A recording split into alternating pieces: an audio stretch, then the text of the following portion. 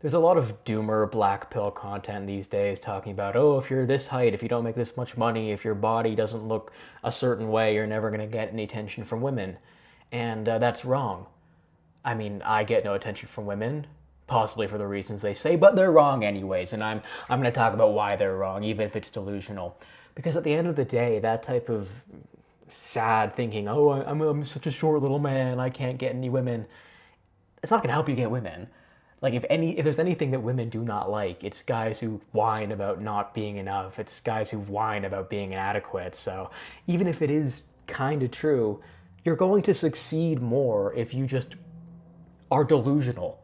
If you just act as though everyone thinks you're great, then you're going to succeed more, man. If you walk around all the time like, oh, I'm just being realistic, no one wants to look at me, you're not going to be confident. You're not going to be attractive to people. And that's the mentality that I've been walking around with for the last 2 years. Now, to be fair, the last 2 years I have been working on myself. I haven't been bothering chasing women. I did enough of that in my teenage years, wasted enough time. But now I'm thinking about getting back into it. I've been looking at content online about how to date and this and that, and it inevitably sends you down this toxic, horrible rabbit hole of you're not enough for this reason, for that reason, for the other one.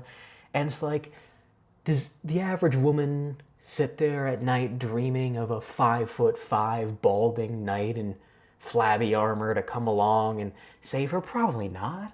Probably not. But I think I have so many other great qualities, man. I'm smart, I'm witty, I work hard, I've been improving myself. I'm gonna make a great dad someday. I'm creative, I have good eyebrows. I've ran out of things that I'm good at, but there are more of them. Just trust me on this one. And I really think that there is a woman out there for whom I am the perfect guy. I think there's someone out there who doesn't really care about having this 6'3", blonde, blue eyes, whatever. I think there's a woman out there who cares much more about the qualities I have, and I think I'm the best person for my future wife. Likewise, I think that she's the best person for me. I mean, I'm not looking for your typical, like, skinny, big old biddies. I don't really care about that. I don't really care about all that superficial stuff, man. It's easy to get pretty, like, incel-y, and I don't like any of that, so I try to, like, not make it about, like, women are this, men are that. I think human beings right now in our dating marketplace are looking for the wrong things. I've known so many men who, instead of prioritizing a woman who doesn't fuck their dad, they prioritize a woman who looks a certain way. And so they end up with a woman who fucks their dad. It's like, if you're not setting doesn't fuck your dad as a priority, then that might happen. And similarly with girls that I know, they come to me, oh, Ethan, oh, why can I never find a good guy? It's like, because you didn't set doesn't beat me as a priority. Instead, you're looking for physical attributes, this tall, this muscular, this job, this car. And so you forget to prioritize somebody who doesn't hit you. And it's like, well, yeah, of course someone's going to hit you if you don't look for somebody who's nice to you. Like, and like, once again, you can get down this rabbit hole of like men and women and yeah, but at the end of the day, I think most humans are just shallow. But that can work to your advantage if you're trying to find true love like I am. At the end of the day, I don't I don't want to waste my time on those superficial people who would only care about me for physical attributes.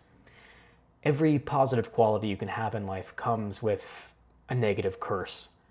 I know, as a genius, what that's like. I've always prized myself on my intelligence, and it can come with a huge ego, right? If you're smart, it's much harder to humble yourself and learn from people who you consider less intelligent than you. You can develop a huge ego, and I did for a long time. It was a really hard thing to overcome. And now I've realized that most idiots working at 7-Eleven have something or another to teach me. For a while, I intellectualized and told myself that was true, but I didn't act like it in real life. Recently, I feel like I've really come to understand that lesson much more. And similarly, with being tall, it's like, okay, that's great. You're probably going to get more attention. Having good hairline, you're probably going to get more attention. But you would never know if the person you end up with would still be with you if you looked a certain way. You'll never know if they're with you for who you are or because of what you are. And I think that's a bit sad. I'm thinking about getting back onto dating apps. I haven't been on that shithole in a long time. But as I do, like, I'm not going to get very many matches. That's just the way that these dynamics work. Men don't get many matches, especially men who are 5'5" and balding. But at the end of the day, it's like kind of awesome that I'm not going to have to waste my time chasing after people who don't want me. In a way, it's really convenient that all the people who are going to be too shallow to give me their time are just going to self-eliminate, and I'm never going to have to expend effort into those relationships.